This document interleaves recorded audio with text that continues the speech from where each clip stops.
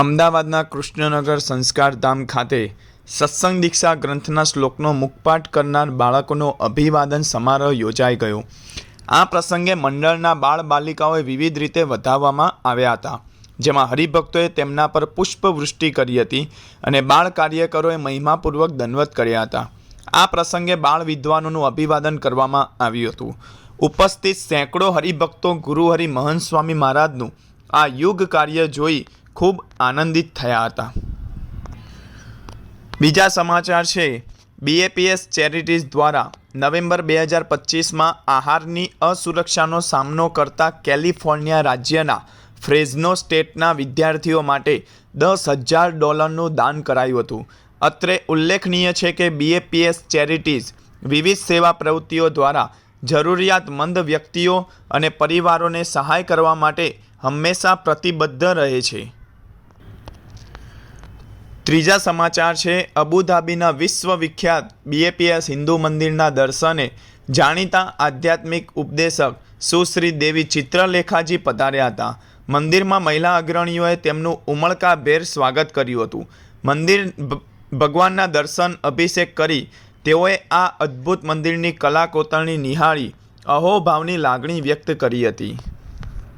તારીખ 16 નવેમ્બરથી તારીખ 19 નવેમ્બર દરમિયાન ચીખલી મંદિર દશાબ્દી ઉત્સવ નિમિત્તે વિવિધ ભક્તિસભર કાર્યક્રમો યોજાયા હતા।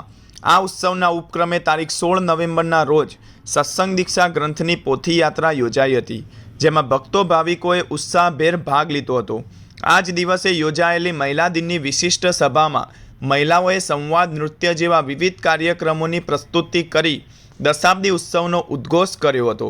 તારીખ 17/11થી 19/11 દરમિયાન સત્સંગ દીક્ષા હોમાત્મક યજ્ઞ યોજાયો હતો, જેમાં ભક્તો ભાવિકોએ યજ્ઞ નારાયણને આહુતિ અર્પી હતી।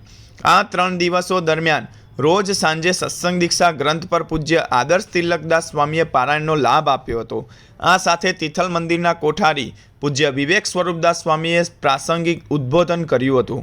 આ અવસરે ભક્તોને સત્સંગ દીક્ષા ગ્રંથની પુષ્પતોલાનો પણ વિશેષ લાભ પ્રાપ્ત થયો હતો।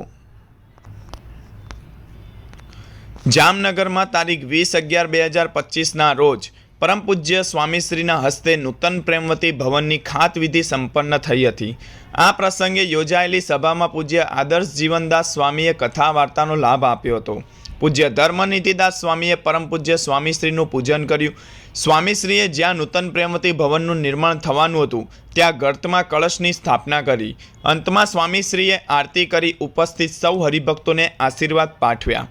જામનગરના સંતો ભક્તોએ દિવ્ય સત્સંગ લાભ આપી પરમ પૂજ્ય મહંત સ્વામી મહારાજ આજે તારીખ 21/11/2025ના રોજ જામનગરથી વિદાય લઈ ઢળતી સંધ્યાએ અમદાવાદના BAPS સ્વામિનારાયણ મંદિરે પધારશે। આગામી 2 માસ સુધી અમદાવાદ ખાતે સ્વામીશ્રીની ઉપસ્થિતિમાં વિવિધ ભક્તિસભર કાર્યક્રમો અને ઉત્સવો યોજાશે। સ્વામીશ્રીની ઉપસ્થિતિમાં યોજાનાર વિવિધ કાર્યક્રમો અને ઉત્સવોની ઝલક આપ નિયમિતપણે BAPS પ્રકાશ